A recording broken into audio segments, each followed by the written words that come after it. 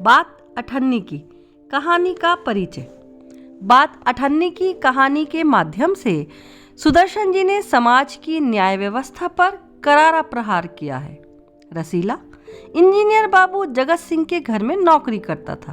उसकी मासिक आय इतनी नहीं थी कि उसके परिवार का गुजारा सही से हो सके। रसीला का परिवार गांव में रहता था, जिसकी जिम्मेदारी उसके कंधों पर थी। बार बार प्रार्थना करने पर भी इंजीनियर साहब ने उसका वेतन नहीं बढ़ाया। विश्वास पात्र होने के कारण उसने कहीं और भी नौकरी नहीं खोजी। शेख सलीमुद्दीन जिला मजिस्ट्रेट थे, जो इंजीनियर साहब के पड़ोस में रहते थे। उनके चौकीदार रमजान और रसीला में बहुत मैत्री थी। विपत्ति की स्थिति में रसीला की मदद उसका मित्र रमजान करता है। वह रमजान के सारे पैसे चुका देता है। केवल अठन्नी शेष रह जाती है। एक दिन जगत सिंह को रिश्वत लेते देखकर रसीला भी बेईमानी करने की सोचता है। वे मिठाई के लिए दिए पैसों में से अठन्नी बचाकर ऋण चुका देता है, किंतु इस अपराध के कारण उसे 6 महीने की सजा सुनाई जाती है। केवल अठन्नी बचाने की इतनी बड़ी सजा देना आज के समाज की अमानवीयता को दर्शाता है, जिसे कहानीकार ने अत्यंत प्रभावी ढंग से प्रस्तुत किया है। पात्र परिचय। रसीला इस कहानी का मुख्य पात्र रसीला है। वह एक ईमानदार, भोला, कर्तव्यनिष्ठ है। रसीला एक निर्धन परिवार से संबंध रखता है। वह अपनी जीविका चलाने के लिए इंजीनियर साहब के यहाँ नौकरी करता है। 10 रुपए के मासिक वेतन पर वह अपने परिवार का निर्वाह ठीक से नहीं कर पा रहा था। इस कारण वह अपने मालिक से वेतन बढ़ाने की प्रार्थना करता है, किंतु इंजीनियर साहब उसकी प्रार्थना ठुकरा देते हैं। वह संवेदनशील व्यक्ति होने के कारण कहीं और नौकरी नहीं करता। मित्र रमजान के द्वारा सहायता करने पर वह भावुक हो जाता है। साहब को रिश्वत लेता देखकर उसके मन में भी बेईमानी उत्पन्न होती है। वह भी बेईमानी से पैसा कमाने के विषय में सोचकर चोरी करता है। चोरी पकड़े जाने पर वह कचहरी में अपना अपराध स्वीकार कर लेता है। रमजान जिला मजिस्ट्रेट शेख सलीमुद्दीन के यहाँ चौकीदार है। रमजान रसीला का मित्र तथा परोपकारी व्यक्ति है। वह रसीला की स्थिति देखकर आर्थिक रूप से उसकी सहायता करता है। जब वह रसीला की सजा सुनता है तो उसका मन आक्रोश से भर जाता है, परंतु वह चाहकर भी कुछ नहीं कर पाता। बाबू जगत सिंह पेशे से इंजीनियर थे। वह निर्दयी व्यक्ति थे। रसीला की स्थिति देखकर वह उसकी मदद भी नहीं करते। वह लालची व्यक्ति थे तथा रिश्वत लेकर काम करते थे। उनका स्वभाव उग्र था।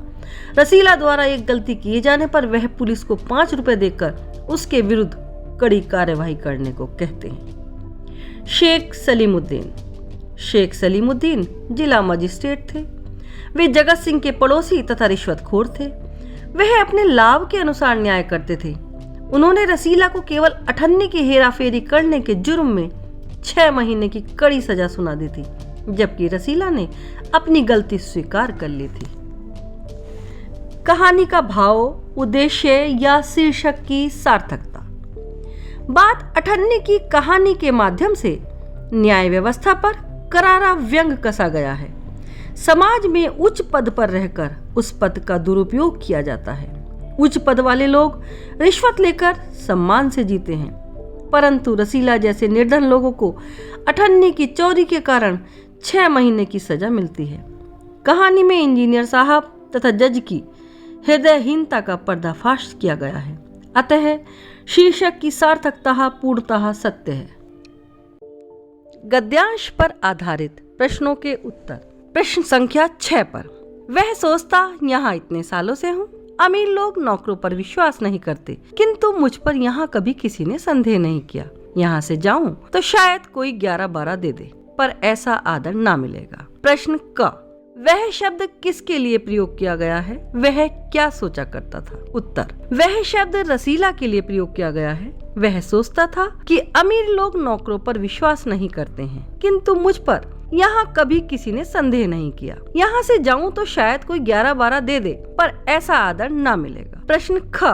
रसीला के घर की स्थिति का संक्षेप में वर्णन कीजिए। उत्तर। रसीला के घर की स्थिति बड़ी ही दयनीय थी। वह जो कुछ भी कमाता था उसे अपने घर के लिए भेज देता था, किंतु उस वेतन से उसके परिवार का गुजारा ठीक प्रकार से नहीं हो पाता था। प्रश्न ग, रसीला कौन था?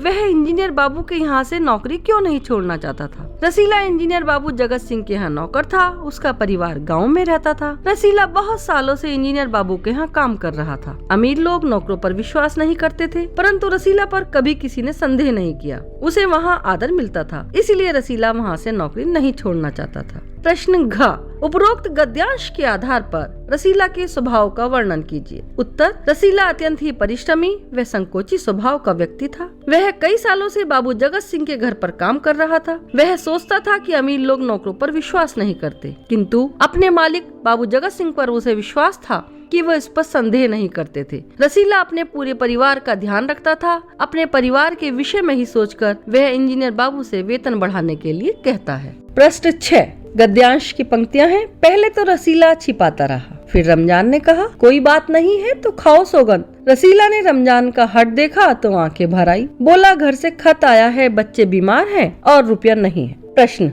क, रमजान ने रसीला को सौगंध खाने के लिए क्यों कहा? उत्तर, रमजान ने जब रसीला को परेशान देखा तो उससे उसकी परेशानी का कारण पूछा। रसीला अपनी परेशानी को छिपाता रहा, इसीलिए रमजान ने रसीला को सौगंध खाने के लिए कहा, जिससे वह उसकी परेशानी का कारण जान सके। प्रश्न ख, रमजान ने रसीला की परेशानी का क्या हल निकाला? उत्तर, रमजान ने रसीला की परेशानी का यह हल निकाला कि वह इतने साल से अपने मालिक के यहाँ काम कर रहा है, तो वह मालिक से कुछ रुपए क्यों नहीं मांग लेता? मालिक से रुपए पेश की मांग लेनी चाहिए। प्रश्न ग, रसीला की आंखें क्यों भर आई? वह परेशान क्यों था? रमजान द्वारा परेशानी का कारण जानने की जिद पर रसीला की आंखें भर आई। रसीला अपनी आर्थिक स्थिति से बहुत परेशान था।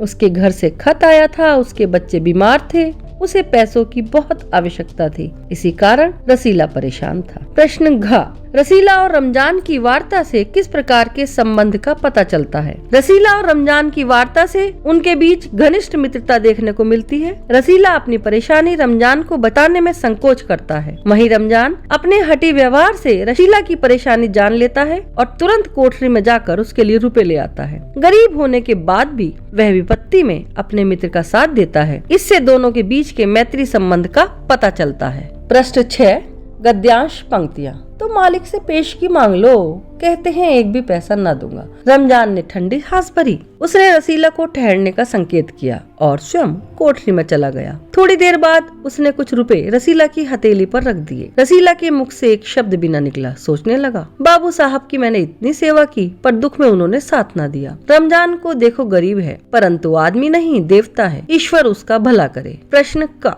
रमजान कौन था? रसीला की उदासी का कारण जान रमजान ने क्या किया? उत्तर, रमजान इंजीनियर बाबू के पड़ोसी शेख सलीमुद्दीन का चौकीदार व रसीला का मित्र था। रसीला की उदासी का कारण जानकर रमजान ने रसीला को वहीं रोका और स्वयं कोठरी में जाकर रसीला के लिए रुपए ले आया। यह देखकर रसीला उसे दुआएं देने लगा। प्रश्न ख, मालिक से पेश की मांगने की सलाह किसने किसे एवं क्यों दी? उत्तर, मालिक से पेश की मांगने की सलाह रमजान ने रसीला को दी, क्योंकि परिवार का भार उसके कंधों पर था और उसके बच्चे बीमार थे। घर से खत आया था, इसके लिए रसीला को पैसों की बहुत आवश्यकता थी। प्रश्न ग, रसीला की उदासी का क्या कारण था? इससे उसके स्वभाव के विषय में क्या ज्ञात होता है? रसीला की उदासी का कारण उसके घर से खत आया था, जिससे उसके बच्चों के बीमार होने की खबर थी। उसे पैसों की बहुत आवश्यकता थी, परंतु ना तो उसका मालिक वेतन बढ़ा रहे थे और ना ही उसे पेशगी दे रहे थे। वह परेशानी में होने के कारण भी रमजान को अपनी समस्या नहीं बता पा रहा था। इससे रसीला के संकोची स्वभाव का पता चलता है। प्रश्न घ,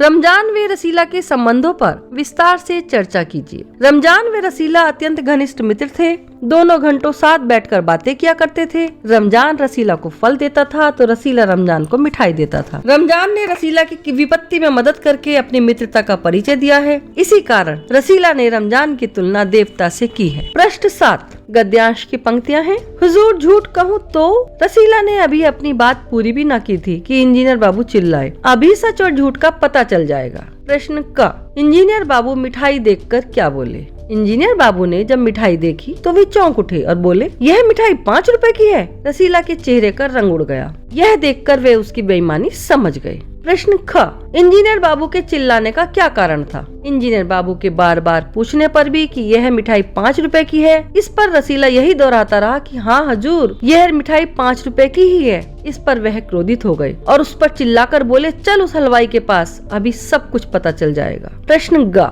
सच और झूठ का पता लगाने के लिए जगत बाबू ने क्या किया? मिठाई देखकर इंजीनियर बाबू क्रोधित हो गए और सच न बताने पर उन्होंने रसीला के मुंह पर एक तमाचा मारा। हलवाई के पास चलने को कहा। उन्होंने कहा, चल मेरे साथ, वहीं जहाँ से तू ये मिठाई लाया है, अभी सच और झूठ का पता चल जाएगा और अब सारी बात उस हलवाई के सामने ही कहना। प्रश्न घ, इंजीनियर बाबू का नौकर के प्रति क्रूर व्यवहार किस ओर संकेत करता है? नौकर द्वारा मिठाई में से केवल अठन्नी बचाने को लेकर इंजीनियर बाबू उसे बेइज्जत करते हैं तथा उसके साथ मार पिटाई करते हैं। इतना ही नहीं, वह पुलिस वाले को 5 रुपए देकर उसे पिटवाते हैं तथा 6 महीने की सजा भी दिलवाते हैं। इससे उच्च वर्ग की क्रूरता, असंवेदना व अमानवीय व्यवहार का पता चलता है। प्रश्न 8, गद्यांश पंक्तियाँ। उसकी आंखें खुल गई थी, हाथ जोड़कर बोला, हुजूर ये मेरा पहला अपराध है, इस बार माफ कर दीजिए, फिर गलती न होगी। शेख साहब न्यायप्रिय आदमी थे। उन्होंने रसीला को 6 महीने की सजा सुना दी और रुमाल से मुंह पोंछा। प्रश्न क, रसीला ने क्या गुनाह किया था? उसका मुकदमा किसके सामने पेश हुआ? रसीला ने अठन्नी की हेरा फेरी की बेईमानी की थी। उसका मुकदमा शेख सलीमुद्दीन साहब जो जिला मजिस्ट्रेट थे की कचहरी में पेश हुआ था। प्रश्न ख, रसीला चाहता तो झूठ बोल सकता था, लेकिन उसने सच क्यों बोला? रसीला चाहता तो झूठ बोल सकता था, परंतु वह झूठ बोलकर एक और अपराध नहीं करना चाहता था। वह जानता था कि बेईमानी का नतीजा क्या है, इसलिए उसने सब कुछ सच सच बता दिया। प्रश्न ग, रसीला को उसके द्वारा किए गए अपराध की क्या सजा मिली? हालांकि रसीला ने अपना अपराध स्वीकार कर लिया था, परंतु फिर भी जिला मजिस्ट्रेट शेख सलीमुद्दीन ने रसीला के अपराध स्वीकार करने की भावना पर ध्यान न देते हुए उसे 6 महीने की सजा सुना दी तथा उस पर कोई उदारता नहीं दिखाई। प्रश्न घ, शेख साहब का व्यक्तित्व कैसा था? स्पष्ट कीजिए। शेख सलीमुद्दीन जिला मजिस्ट्रेट थे। वे जगत सिंह के पड़ोसी थे। वे रिश्वत लेकर काम करते थे। वे अपने लाभ के अनुसार न्याय करते थे तथा न्याय करने के मामले में वे अपने विवेक का प्रयोग नहीं करते थे। रसीला सच बोलकर अपनी गलती मान लेता है, परंतु इसके बाद भी वे अठन्नी की हेरा फेरी करने के जुर्म में 6 महीने की सजा सुना देते हैं। इससे उनके रिश्वतखोर व बेईमान होने का पता चलता है।